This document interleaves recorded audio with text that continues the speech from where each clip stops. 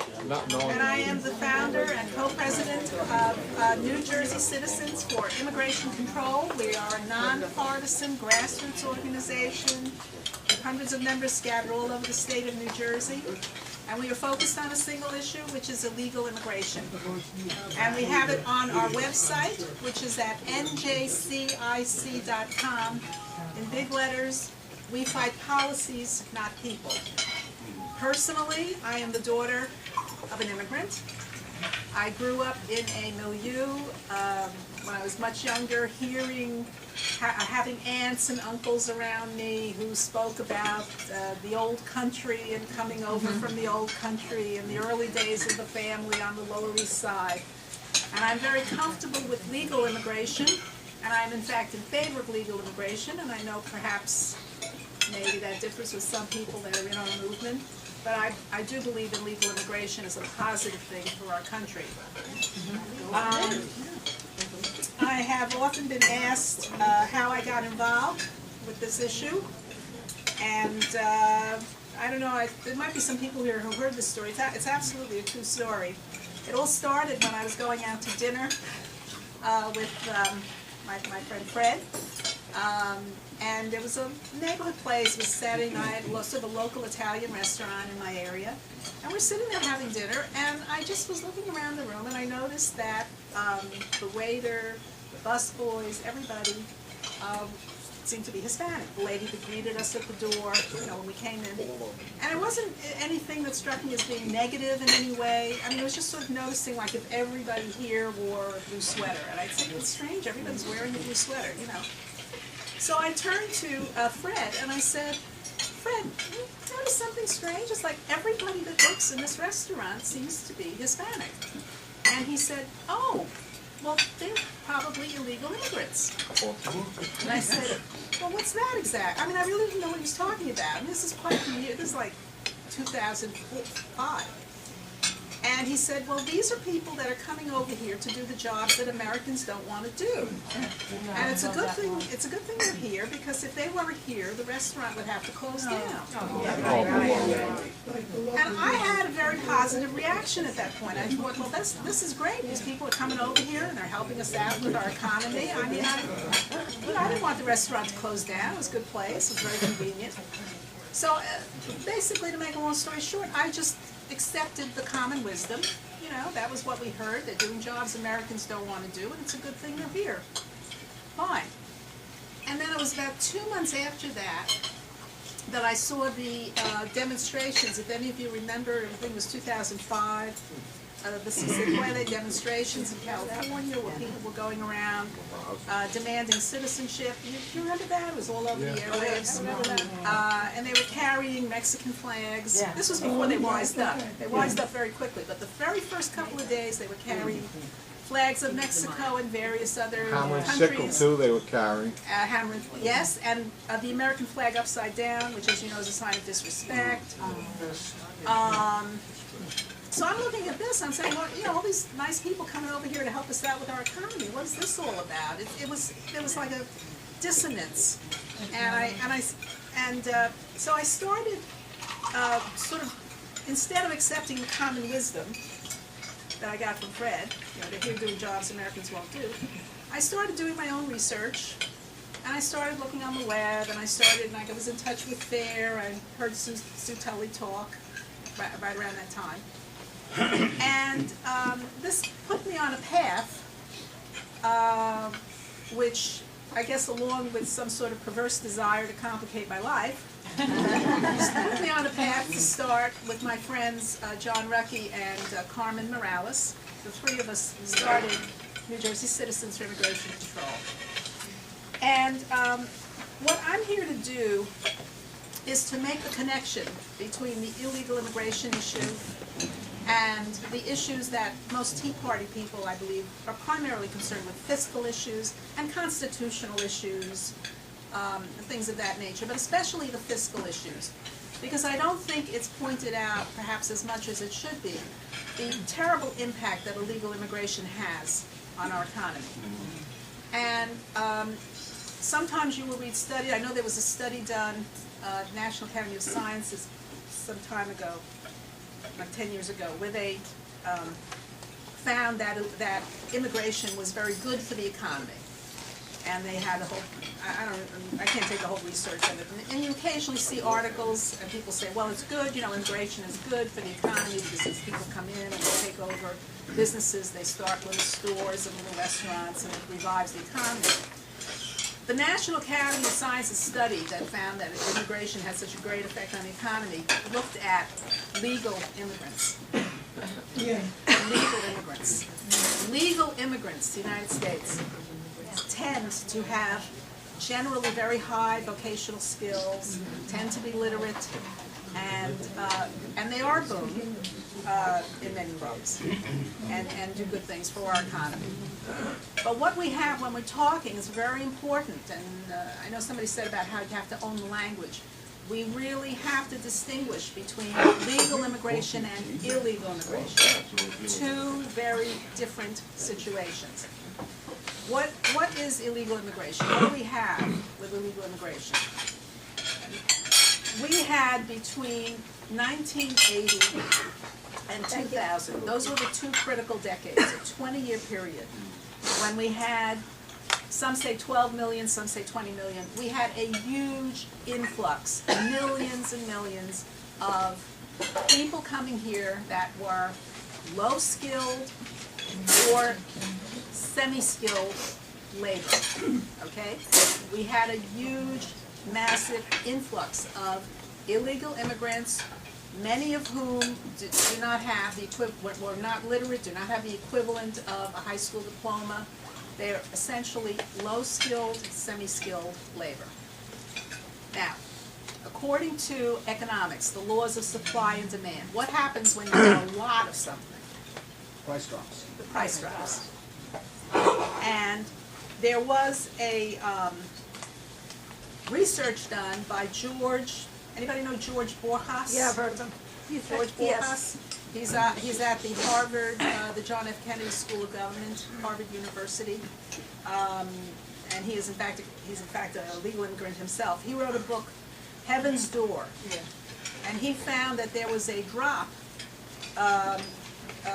in wages during this 20-year period, which was a 3.6% drop in annual earnings for male college graduates, 7.4% for male high school dropouts. That's the critical group. And very interestingly, in this book, Heaven's Door, he looked at the drop in earnings along ethnic lines. Very interesting. And he found that there was a 3.5% drop in annual wages for native-born white workers, a 4.5% drop in annual wages for native-born black workers, and a 5% drop in annual wages for native-born Hispanic workers. In other words, American citizens of Hispanic descent found their wages drop the most because of the unfair competition of illegal immigrants. And he concluded that I'm quoting from his book, the adverse impact of immigration, therefore, is largest for the most disadvantaged native-born communities. These are the people that are hurt. And so when I hear people saying, well, illegal immigrants, they just want to improve their lives, and, we really have to. But what they don't understand is that they are hurting the native-born people here who are priced out of the job market. And it's the people at the bottom of the socioeconomic ladder that are hurt the most. Okay, very important. Now, William Julius Wilson also talked about that. He wrote a book, he's a sociologist. When Work Disappears, the World of the New Urban Poor. And he found that the effects of illegal immigration were devastating in the African American community. I'm just going to throw out some statistics. In 1960, the employment rate for black men was 90%. Not great, but 2000, after 2 decades of uncontrolled illegal immigration, the employment rate for black men fell to 76%. Now, when you look at high school dropouts, in 1960, the employment rate was 89%. So in other words, if you dropped out of high school, you didn't want to finish high school, you still go out and get some kind of a job, you can get your foot in the door, and then maybe at a later point in your life, go back, finish high school, or get a GED, and kind of move on with your life.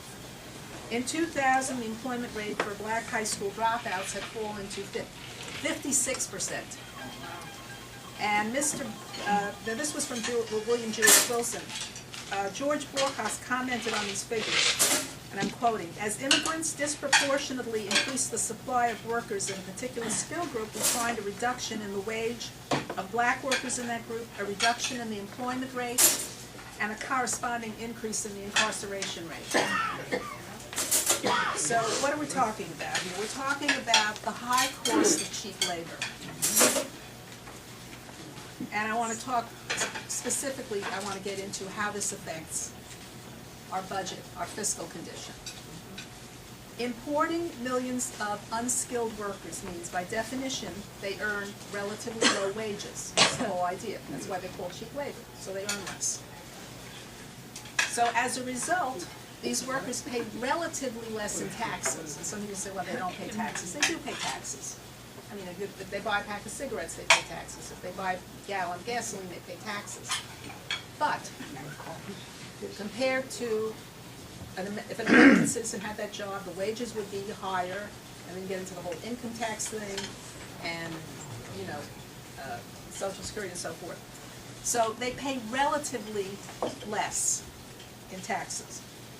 Now, at the same time, whether we like it or not, we live in a modern society where it is expected that the government provide a whole range of services in the area of benefits to the poor. And we're talking about education for the young, health care for the sick, support for the elderly, many other services. College tuition. And this did not, you know, when my my mother actually was born here. My father came over, but you know, during that great immigration period of you know, from 1900 to the 1920s, you didn't have any of these. There was no Medicare. There was no Medicaid. There was nothing. No Social Security.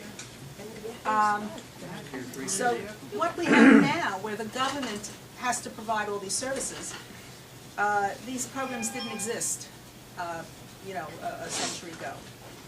Now, the widespread use of government welfare programs by illegal immigrants is borne out by statistics which show a higher use of cash assistance programs, school lunch programs, charity care and health care facilities. You say, well, they're not eligible for Medicaid, which is true, but then it goes to charity care, so it's paid that way through the states. Now, let me just give you one example. There's a federal program known as the Earned Income Tax Credit. Yeah. And this is, it's a sort of negative income tax. Now, a lot of illegal immigrants, obviously, they don't have they're not supposed to have Social Security numbers, but they get, they can have what's called ITIN, what's individual tax, what's individual tax identification. So they get a number. And this was put through during the Clinton administration, I believe. And the idea, the way it was sold to people, was that this would be, if you had a businessman from Saudi Arabia or someplace that wanted to invest in the American economy, and let's say he wanted to come over here and buy a hotel or something, or a business, this would be a way for him to pay tax. That's how it was sold. So he could get, so without being a citizen, he would still have this number, and he could use it to pay taxes. Well, of course, some people maybe use it that way, but the illegal immigrants get this ITIN number. And they can use that to put in income tax, and if their income is low enough and they have enough dependents, they will actually get money back. And it's dependents on both sides of the border, right? And this was a scandal that came. This was a scandal that came out not too long ago. Some news station, I think in Indianapolis, found that there were illegal immigrants that were putting down. They had like 12, 15 dependents. They were putting down the names of nieces and nephews that were still living in their home countries. So they would get these. They would get a huge check back from the federal government as part of the earned income tax credit. So it's like a refund. If your income is low enough and you have a high number of dependents, you get this money back. There's billions of dollars going to this. So this is one way that you know, it affects the fiscal our fiscal condition. The burden of, I have a PowerPoint presentation. If anyone is interested, if you want to speak, I didn't bring it because I wasn't, because of a miscommunication. But anyway, there's a graph here. The fiscal burden of illegal aliens in New Jersey is, and this was just looking at education and incarceration and health care, just for New Jersey, was in 2010 came to about $3.5 billion. Okay. Just for those three. It's a good flyer for the Just- legislature. Yeah, just right? for, exactly, just for those three, education, incarceration, and healthcare. It's not even looking at, for example, the cost of benefits to American workers who've been displaced out of their jobs. Okay, you're not even counting that in. School. And just, right, schools, healthcare, incarceration. So, and that's just for one state. I have another map here. Probably can't. It's a map of the United States, and now this comes from the Inter-American Development Bank, which is a Latin American organization which monitors economic and social progress in Latin American countries. Okay, so this is not from a Washington, a right-wing think tank. This is from a Latin American organization. They put up a map, I believe this goes from 2006, where obviously the economy was a lot better then. They showed the amount of money going from each state in the form of remittances, because a lot of people have worked here. You know, they work, they get paid, and then they go to Western Union, they send money back home. And just in the state of New Jersey, it was over $1 billion a year going out of the state. Okay, it was over $100 billion for the United States as a whole. Isn't that the most, can I put it, economic, positive thing going from Mexico is remittance coming from U.S.? Isn't that number one? No, I think it's number two, after It's oil. either number one and number two. I think after oil. After oil, yeah. Which we buy. So I just want to wrap this up, and then I want to talk about possible solutions. So how does illegal immigration affect the economy? Okay, I'm going to wrap this up. We're importing third world poverty into a modern first world economy. Okay, this is driving down wages and advancement opportunities for all American workers. It's particularly hard on the people at the bottom of the socioeconomic ladder. And it's increasing government spending by increasing the number of people who live in poverty. So you have this group of people that earn less, pay less in taxes, but require more in the way of services. So this is obviously unsustainable. This is obviously bad for our economy. And so what's to be done? Okay. The single most important thing that we can do to stop illegal immigration is to enact E-Verify. E-Verify, does everybody know what E-Verify is? Who doesn't know? E-Verify is a government program which is run through, I believe, the Department of Social Security along with the Department of Homeland Security. It's a joint program, and through the Immigration Service, U.S. Immigration Service. It's basically a database of names, ages, and social security numbers, which is it's a voluntary program which enables employers they can sign up for the program, and if they want to be sure that they are hiring only American citizens or legal residents, people that have immigrated here legally and are going through the process, they have a green card or whatever, an employer can use E-Verify to check that the person's name, age, and that it's a valid name, age, and social security number. Yes? This is only going to be as good as a tool as businesses are willing to use it. It's a For voluntary program. landscapers or contractors like me that really don't care and want cheap labor, which they're not that cheap anymore, the illegal immigrants, if you go to pick them up, they want $15, $20 an hour now. They don't care to begin with, they're still gonna pick them up. Now, unless the government's gonna enforce it with their ICE agents, it's that's- useless. Well, that's why I say, this is why you could have, I mean, you need to have mandatory E-Verify, both at state and national level. And it could be made mandatory. And there's legislation that has been introduced by, State Senator Araho of District 24. has introduced, and I believe Allison Littell McCose and Gary Chisano are the two assemblymen from that district. They have introduced the corresponding assembly bill to make it mandatory in the state of New Jersey.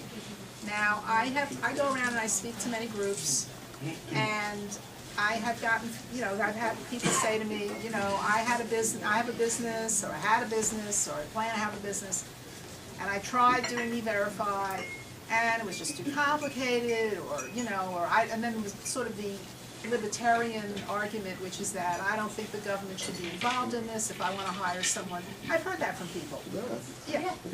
If I want to hire somebody from some other country, it's not really the government's business. And all I can say to those people is that if you want to stop illegal immigration, this is the only thing that's really going to stop it.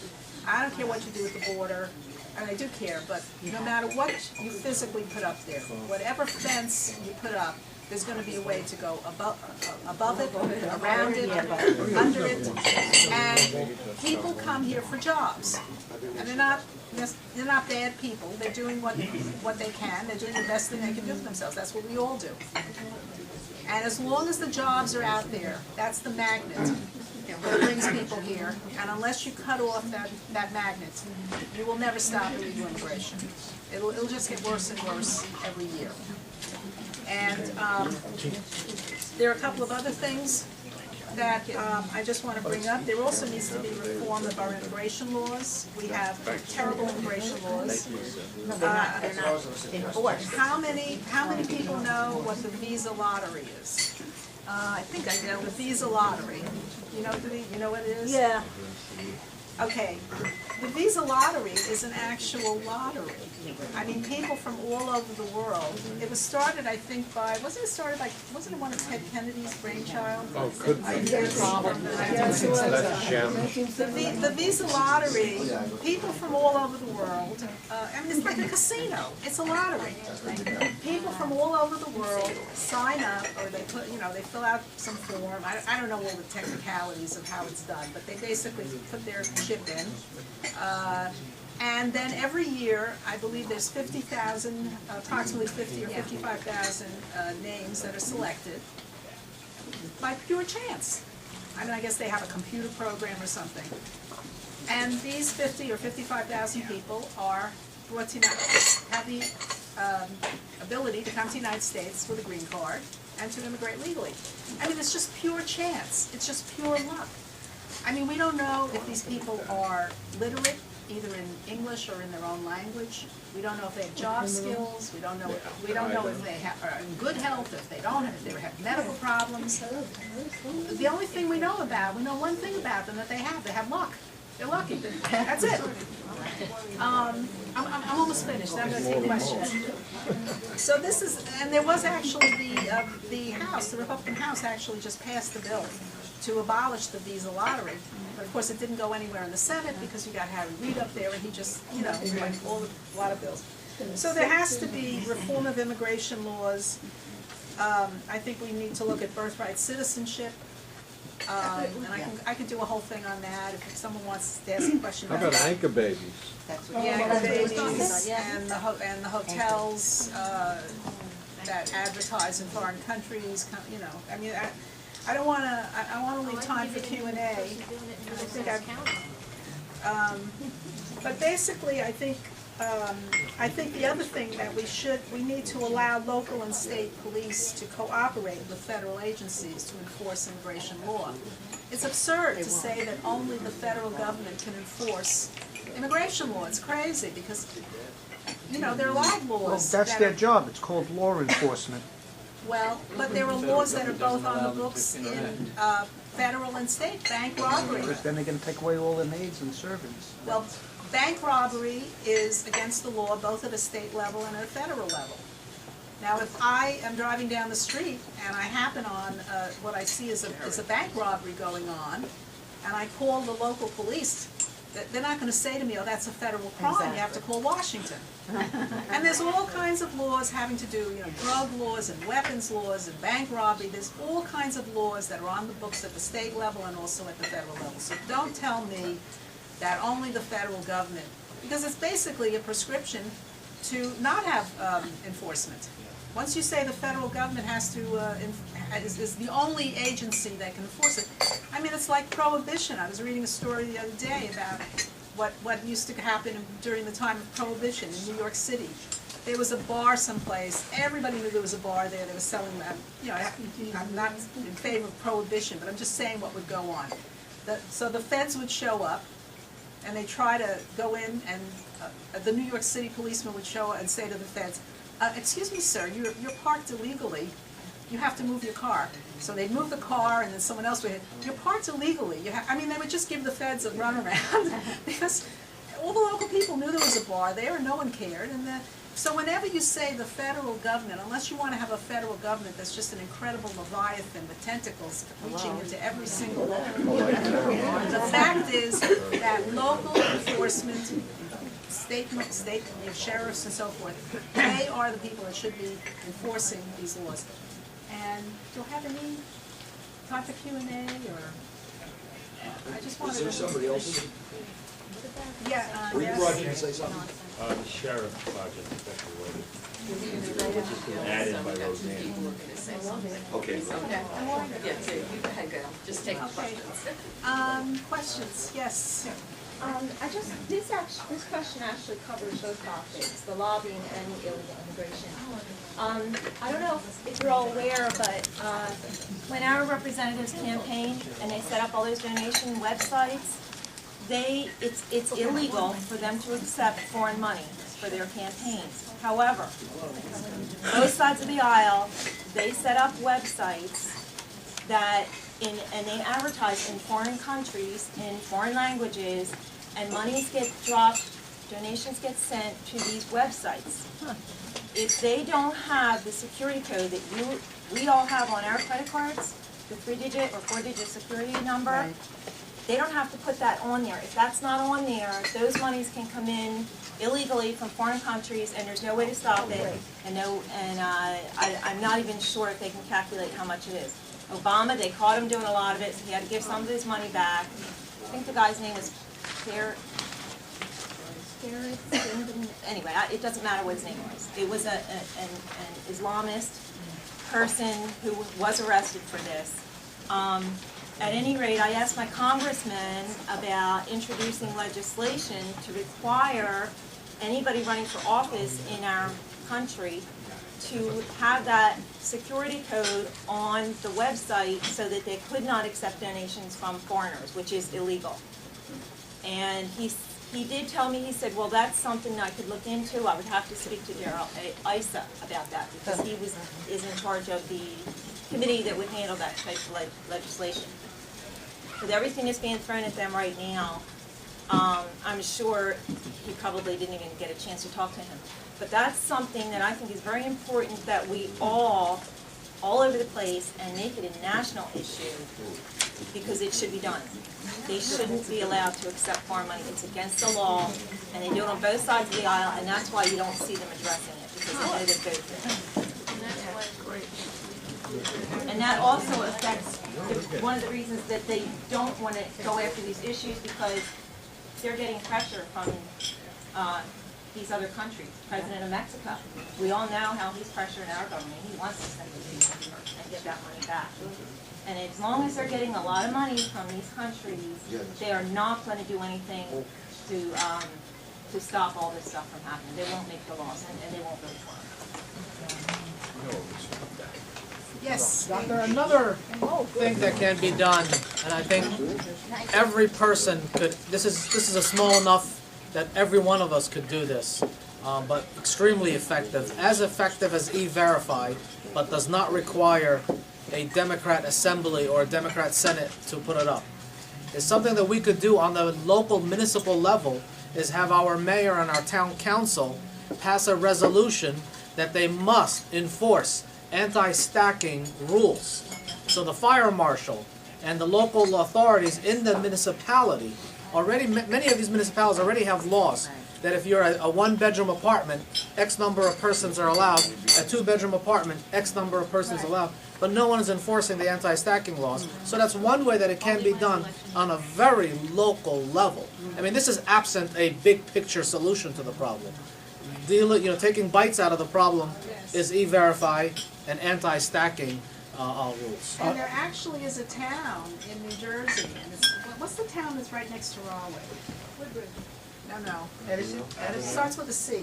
Carteret. Carteret, and I checked with them, they actually have, I don't know if they enforce it, but they actually have an ordinance saying that any company that does business with the town of Carteret has to use E-Verify. All right. Amazing. I was living in a rental property when I first moved to New Jersey, in Avalon, in Lawrenceville. And I got friendly with the property manager there, and she had a problem with about 20 people in a two-bedroom apartment, and she didn't know how to get rid of them. I told her to call the fire marshal. It's a fire hazard. She did, and they got rid of them. Good. So it does work. Anti-stacking laws are in many towns already on the books. You're not allowed to have a boy and a girl sharing a room. There's laws to it, and it works very easy, and the fire department will come in and enforce it, the fire marshals. That's good to know. I didn't realize it.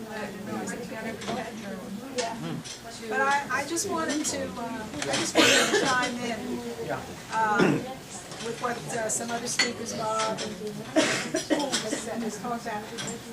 And this is just kind of my own personal take on it. I'm really getting to a point where I feel like our federal government has become so bloated. I don't even want mine. They're so bloated and they're so dysfunctional and they're so corrupt that I really kind of gotten to the point where I feel like it's beyond, it can't be reformed. It's just beyond reform. And I think whatever, and we're seeing efforts at a local and state level. And we're seeing where states are actually, you're starting to see defiance of the federal government in many areas. We saw it with my issue, illegal immigration, we saw it in Arizona. E-Verify is mandatory for companies in Arizona. And that was upheld by the U.S. Supreme Court.